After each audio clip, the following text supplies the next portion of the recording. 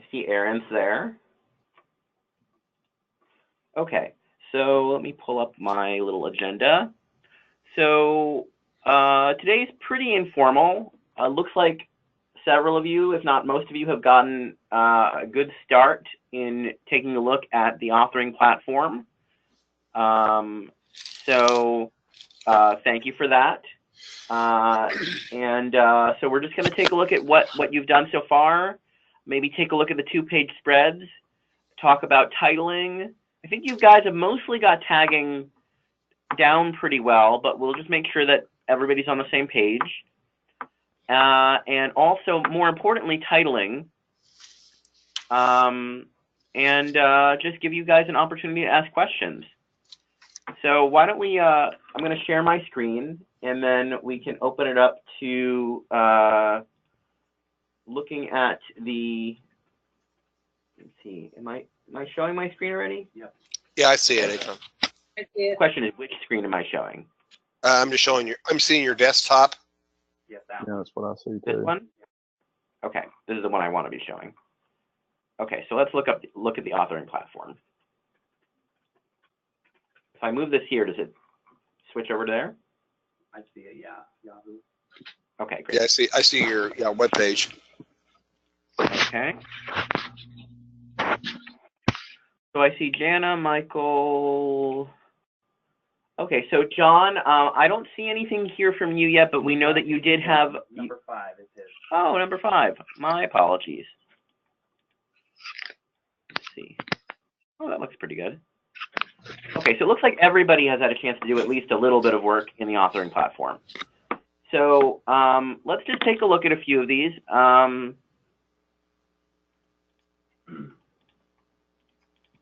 mean, there's not that many, so we can probably just do a quick perusal of all of them.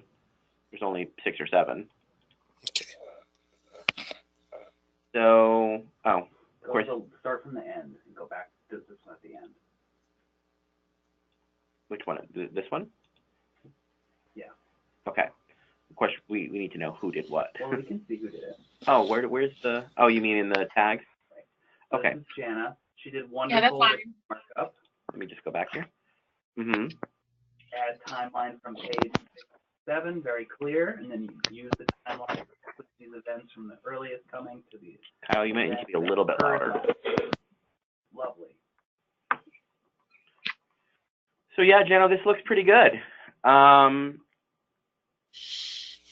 question, well, what do we think about the DOK here? Because I think this might be higher than. Put it in preview mode, Eitan? What, Aaron? Can you put it in preview mode so we can see Yes. what? So, we would be reordering this, and I'm not going to worry too much about whether or not I'm getting this right now. Well, honestly, back and forth. DOK1 or is it a DOK2? Because really, they're just copying events off the timeline and plugging them in. But then there's that step of putting them in order because the wording's a little bit different. So I went back and forth with DOK1 and DOK2. So open to suggestions. My suspicion is this might be borderline DOK2, but I'm open to discussion on this one. I'd vote for DOK2 as well. Because you're sort of, you are sorting and sequencing, which is a little bit more than just simply identifying information in the text itself. Okay. Yeah, because if you think about it, like with a multiple choice question, they're pretty much just clicking a single button. Okay. Even with a fill in the blank, it's kind of one kind of thing that they have to do. Read it and then just plug some words in. But with sequencing, first they have to synthesize the information and then they have to put it in order. Okay. So honestly, that helps. I'm guessing a lot of the atlases have timelines, so any kind of timeline would work into a question like that and automatically then be a DOK2, right? Am I thinking of that correctly? Yeah, I'd say so. And also that means that if you add any additional step here, like there's a number of different ways you could get this even up to a DOK3 with relatively little. I mean, they could even plot something onto a timeline in addition to this, or cite some sort of evidence, or do all sorts of things to even increase this to DOK3. Okay. Yeah, you could Well, add a question. If you go back to edit, Eitan, then so you just click on that plus down below, and it allows you to add another question to the item. It's still a single item, but we're adding a question here, and even a recording or a short answer. It could be something like, why do you think that writing was important for the early development of civilization, or something where they're speculating a little bit more, or maybe there's some other evidence on the page of something, why do you think these things developed in this particular region, getting at the sort of the river valleys type of thing. And so that idea of a sort of a two-part item seems to get closer to, then it is a multi-step question, so almost by nature it becomes DOK3. Okay. You can even add a true or false onto that, true or false, such and such was the reason why this came before that. You can always add an additional question that's zeroing in on one of the details in the sequence. But I would, the true or false, that would still be a DOK2. That wouldn't take you up to 3. 3, you'd need to be doing some sort of inferencing, or I think something a little bit more sophisticated, or citing evidence or using evidence to make your point. I think that's more in the 3 realm. Only if the true or false is forcing them to explain why something happened. But I see what you mean. Anyways, as you guys immediately realize, there's a lot of this that's open. We will have an expert who's joining our team, who was for many years the leader of one of the largest districts in the country, and has written a number of assessment questions and is an expert on DOK levels. And she's going to be reviewing some of your initial work and giving you feedback. And so we'll all be able to benefit from her jumping in and giving us feedback and helping to resolve some of these things. But even her and I the other day were going through different questions, and there's some that are always going to be borderline. And what we want you to do is just develop a sensitivity for the different types of levels, the different types of complexity, and we'll be giving you more concrete feedback as we go forward. Sounds good. Yeah, that Okay, sounds let's very take a good. look at a different one. So we have by 8000 BC, which areas of the world had not experienced migration of humans? And this is a multiple choice question, but a multiple choice question where students can select more than one possible answer to be correct, and that's good. It's still DOK1, but it's a DOK1. Let's see if we. Yes. Oh, you said DOK2. Interesting. See, I did the same thing on this one. I went back and forth because they have to look at the key and fit where 8000 BC is, and even the timeline sometimes is challenging for students, and then look at the map and match it. So I had it a 1, and then I moved it to a 2. I think I just need to go with my gut instinct, because they figure out where it fit on the timeline before they went to the map. So that was my thinking. Does that make sense? The 1. It does make sense, and I would have, when I looked at this, I would have thought DOK1 too, but when you just explain it, that they're really comparing a timeline to a map and having to sort of work from that does give us the possibility of a 2. So that's reasonable. We'll wait to get our expert to weigh in and give us a final decision.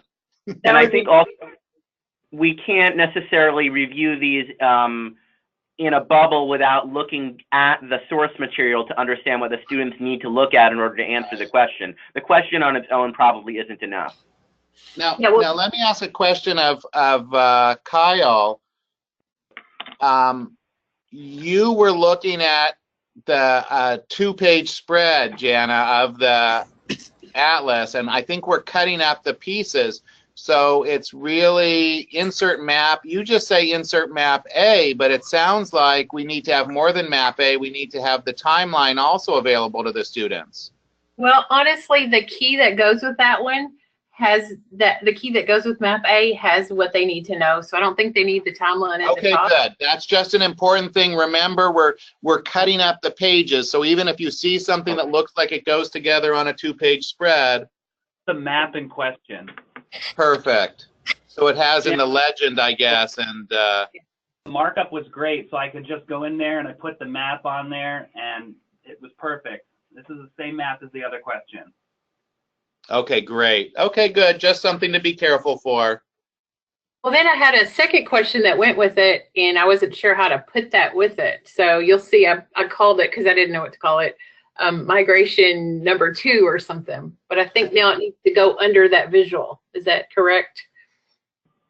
If you look down Well, would that be one of those ones where you'd want to click this button and then choose another question? Is that what you're talking about? I think so, because it's a question number 2 that goes with that same map, where I was playing just with the DOK3. So I just wasn't sure how to do that. I think the way you did it is possible to have separate items that use the same prompt, especially if you're trying to do one that's DOK2 and another that's DOK3. It might be better to keep them as separate items, even though I understand what you're saying. You're saying you've got a couple of questions you want to ask about this prompt. So that's up to you, but it is okay to use the same prompt in multiple occasions. I think we did that when we showed you some of the samples last week. Don't worry too much about whether or not, I mean, do it whatever makes sense to you. And if we later decide, oh, we need them for some technical reason to be combined, we can do that later ourselves if we later decide that there's a reason why they have to change. But I would say just do it whatever makes most sense to you, and we'll figure it out if it works for us. Okay. Okay. So do we want to move on to a different item? Kyle, work for you? Sure. Okay. So let's see. We were here. Let's just get rid of the ones that we already looked at. This one is also, this is John's. Okay. According to the information found on page 11 of the desk atlas, the deadliest earthquake occurred in China while the strongest earthquake occurred in Chile. John, we're not hearing you. Can you hear me now? Yeah. Yes, great. Okay, good. All right. Explain why the strongest earthquake was not also the deadliest. Interesting. Yeah, I thought that information. What? The wording on that is a little bit tricky, but not that's not a huge issue. One thing to be a little bit careful of in any sort of question wording is negative question wording, and this is not like strictly speaking that kind of thing, but I would always be careful to try to avoid not in your questions, just because it can, especially then when the students start to get down here, their brains are going to start tripping up when they read not in your question and then not down here. You get into brain confusion. Yeah. Okay. But that's minor. I'd say in the question stems, there should be no references to pages unless those are in brackets saying specifically insert this map from this page or whatever, because the students are not going to have access to the desk atlas or any other atlas to go to these pages. So if there's information on 11, for example, if we just cut the first part of that sentence and start with the deadliest earthquake, then you're giving them that information, and then we could put in the maps that they need to answer the question. All right. I was a little confused about that because I got the hard copies of one edition and then received a new edition. So do you want me to use the new edition? Yes. Okay. For the actual questions you're creating right now, please use the new edition. And John, that did go out to you. I think it just mailed, it came into the office on Monday or Tuesday. So you should have that in the next couple of days. It should arrive. But in the meantime, he's got the digital file. Yeah, I've got the digital and the new edition. Yeah. And I did get a hard copy of the older.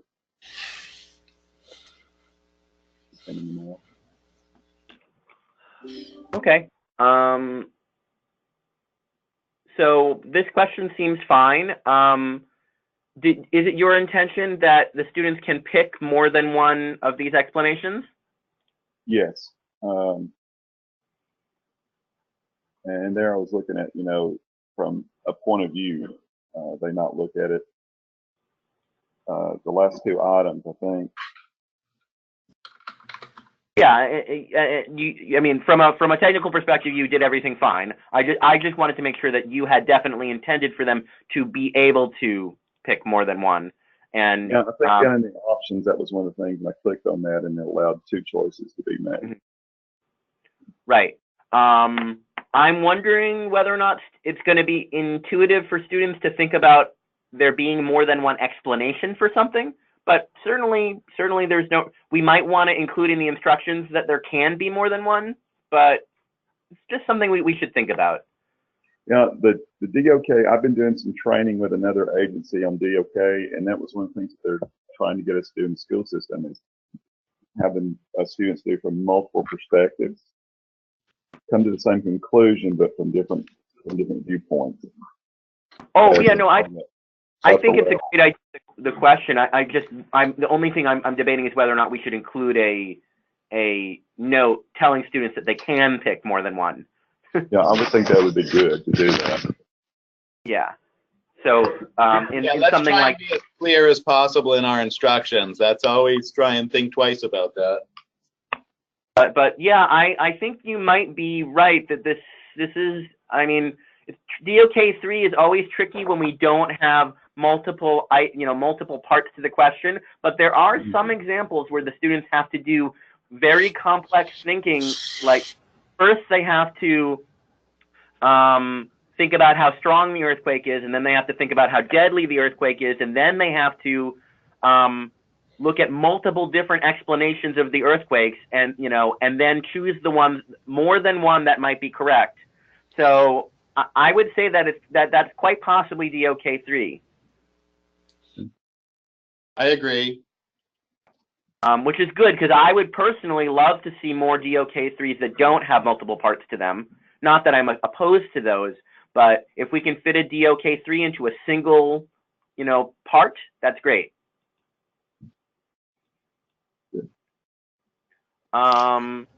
So I think, Kyle, you wanted to comment on this one? Michael was trying to learn the system. It wasn't really going from the atlas. Is that true?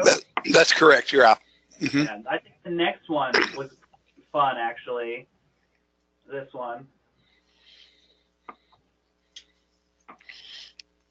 Oh, I hope I could get these right. Yeah, I think I could. Good luck.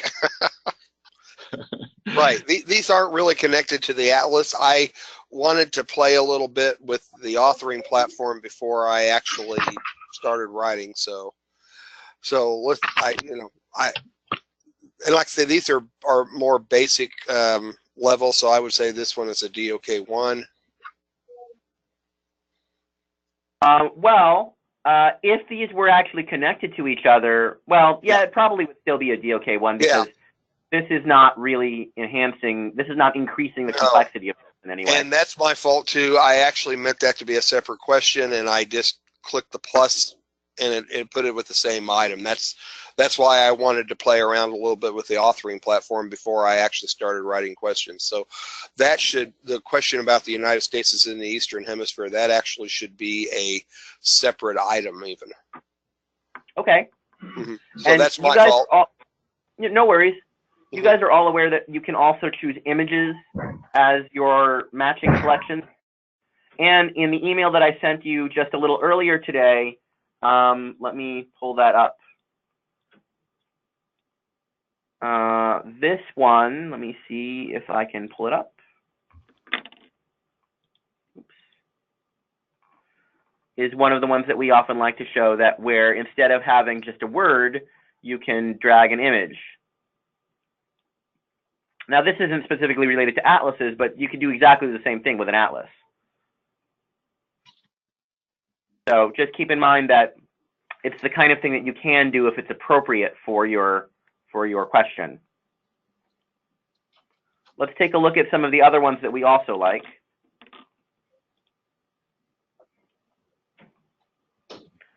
So this is one of the kinds of things you'll definitely want to do with some of your question types, is when you're presented with some data, for example, something that occurred like GDP in a particular country or a series of countries over a number of years. then you can plot them, you know, I'm not paying attention to what the numbers actually are, but we could if we wanted to. And then we ask the students whether or not snow days are becoming more or less frequent at Jose's school. So that's a great multi-part question for increasing the DOK levels. So the kids are having to interpret, go back to that one for a second, just to be clear. They have to interpret the data that's there, and then they have to do something with that data, and then they learn by doing, and there's sort of that sort of kinesthetic element of them actually creating the graph that demonstrates understanding, and then coming to a conclusion there at the end. And the more or less frequent doesn't sound like such a profound conclusion, but it's coming to a conclusion based on that evidence that they had there. So these would be, feel free to use as many of these as you like, and there's bar graphs where you can pull up the bars. But yeah, definitely consider this, especially if there's charts or graphs or data on the Atlas pages. Hey, Aaron, can I ask, would you put that as a DOK2 or a DOK3, where they plot their own data? I think this one is looking like 3 for me. You've got data, you've got to interpret the data, you've got to plot the data, and then you've got to create a conclusion based on that data. There's a way it could be 2, but I think it also gets in the 3 area here too. Okay.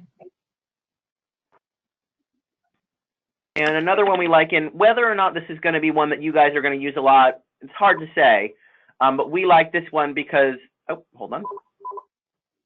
Oh, that was weird. It pulled up a different one than we, This is closed with text. that's not the one that I wanted. Hold on. Did I send the wrong link? Maybe you spelled it wrong, but do SE. I don't think I spelled it wrong. Huh, I must have spelled it wrong. Okay, so let me, I'm going to reply quickly to the email that I sent you guys just so you have the correct link. But in the meantime, let's take a look at this. The reason we like this is because in the context of these sentences, we're showing students vocabulary words. You can see how each one of these has a drop down with a number of different choices in it. So they're using the vocabulary words in context, but they also have some of the other vocabulary words from this same section here. So this is another one that we like.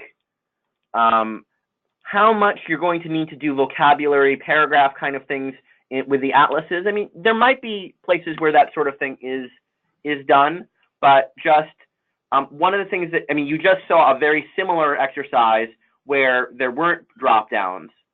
So one of the things that I just want to encourage people to take a look at when we, you know, when we go to the create area is just to notice how many different variations you can do of the same kind of question. So, oops, hold on. There's many different kinds of multiple choice. Some of them have pull down menus. Some of them have drag and drops. Some of them, you know, but they're all, you know, they're all different variations of multiple choice. You can have multiple answers that can be correct. You can have only one answer. You can make changes in the advanced fields. The same thing with the close here, you know. So just experiment with the templates, because what we want to avoid is getting really comfortable with 1 or 2 templates and starting to rely on them over and over again.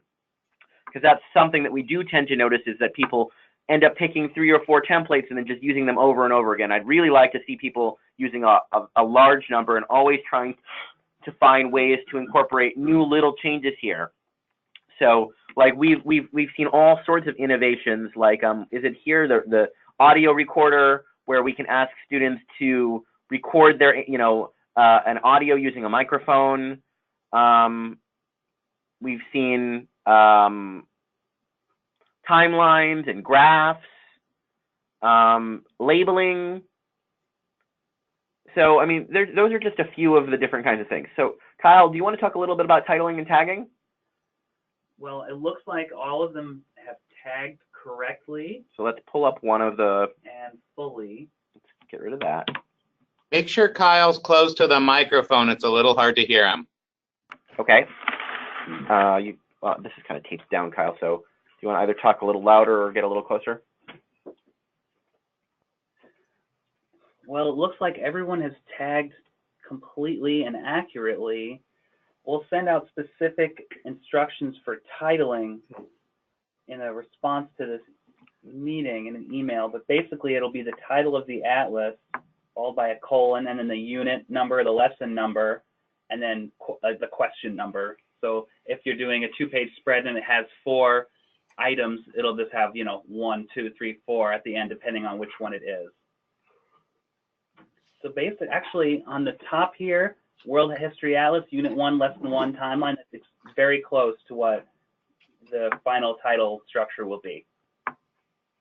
And we'll make sure to email you guys with exactly what the title will be so that it'll be clear. Yeah.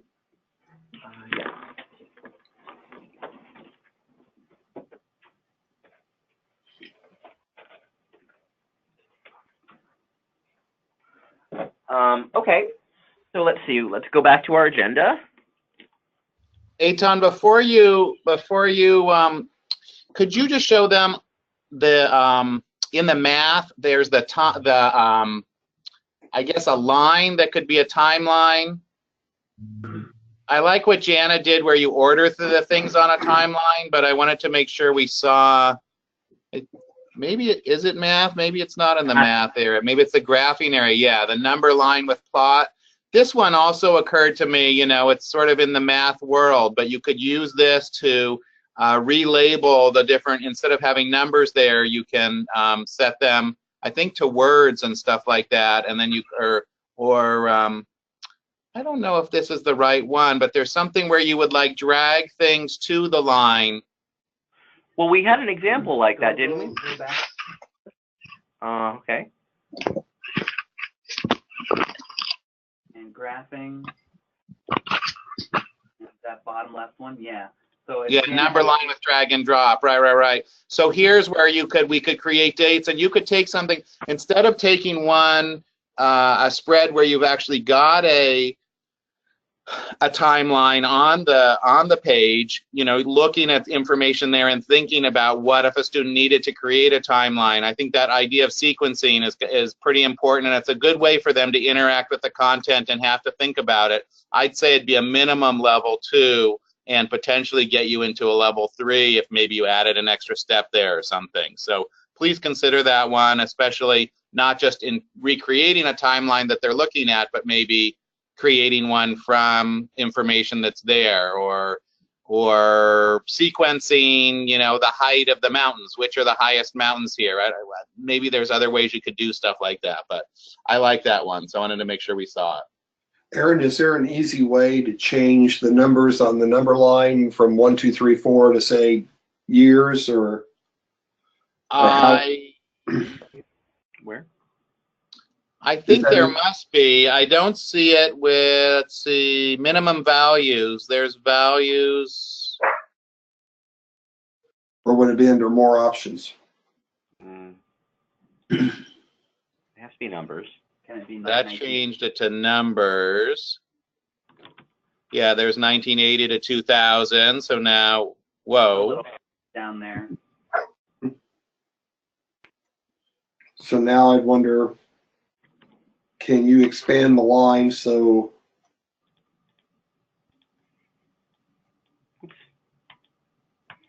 Getting a little frozen.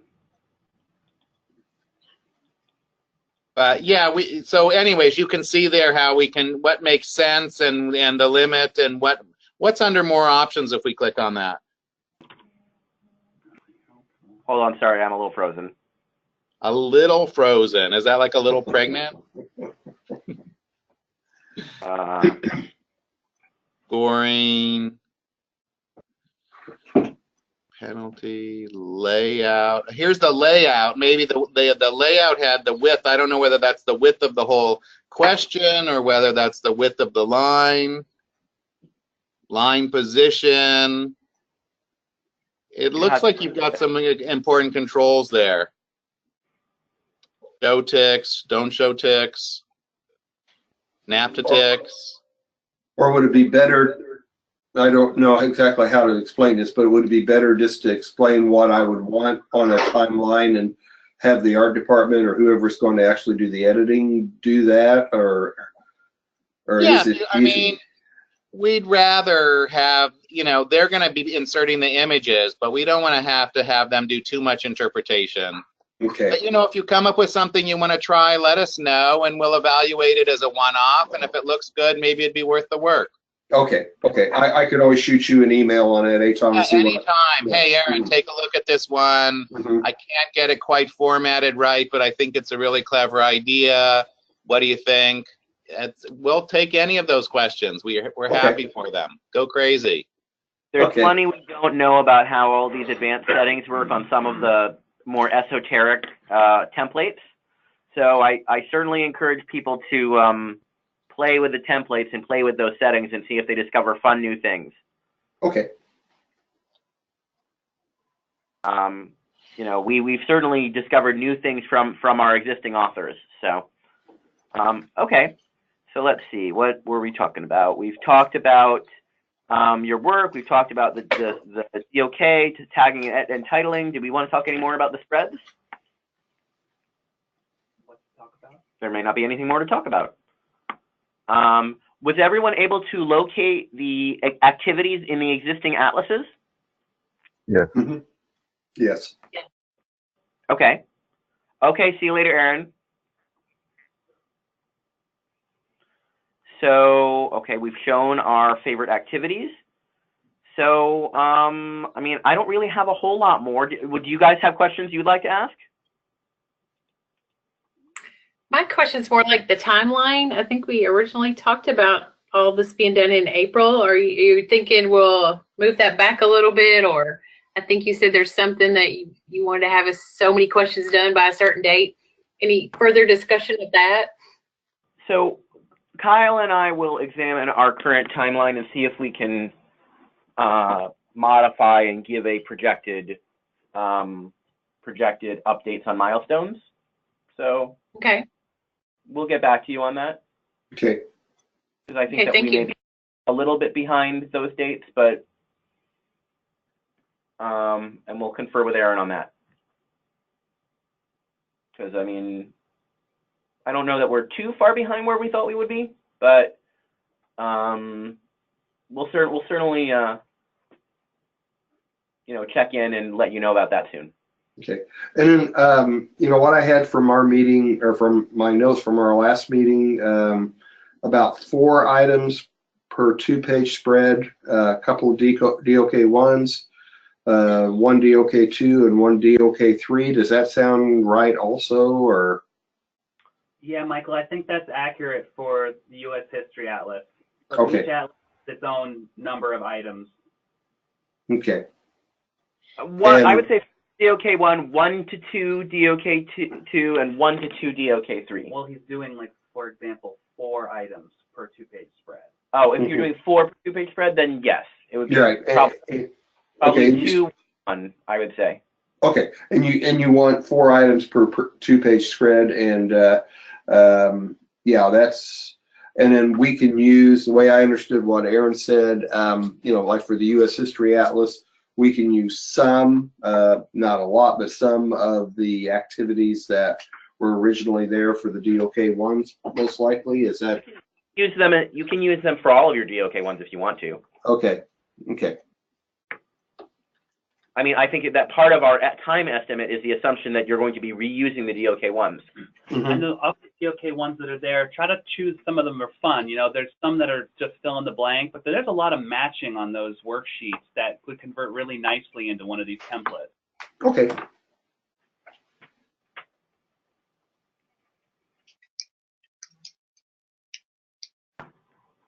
Any other questions? I think that got me. Those answered some things I was concerned about. Sorry?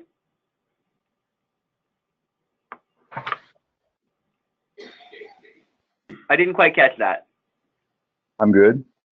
You're good. Okay, Jana?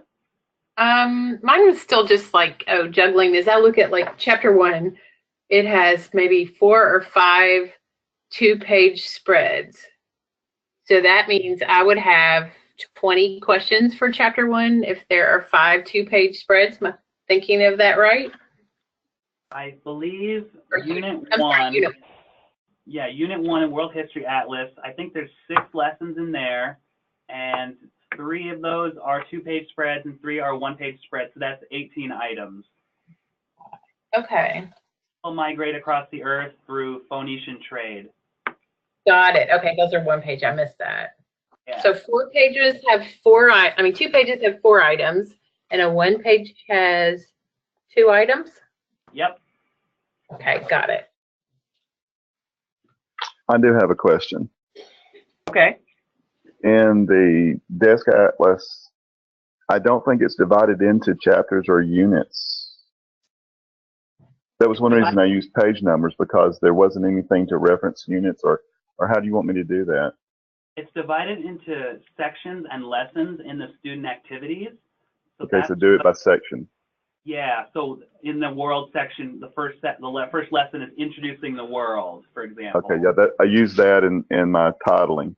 So use that then. Okay.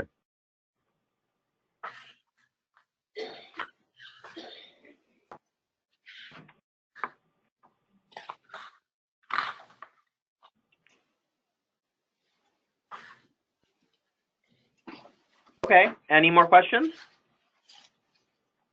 No. No, I'm good. All for me. Okay. So then, seems like you guys are ready to get started. We're here, or really to get started more fully with the actual 200 and something assessments. Where, you can email me and Aaron and Kyle anytime with your questions. Just let us know if there's anything that you have any questions or concerns about. Do we need to meet again at any point in the near future, do you think, or are we good to go just as we are? Or? I don't imagine that we're going to need to meet at any point in the future. I can't make any guarantees about that, but right now I certainly don't any future.